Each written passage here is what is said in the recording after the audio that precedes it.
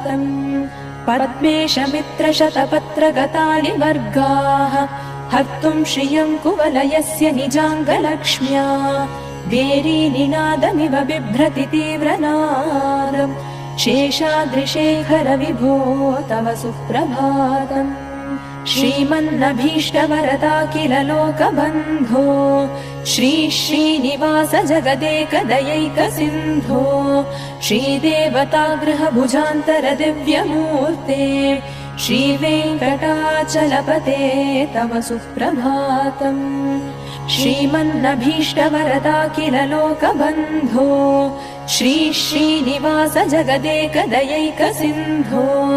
श्रीदेवतागृहभुजान्तर दिव्यमूर्ते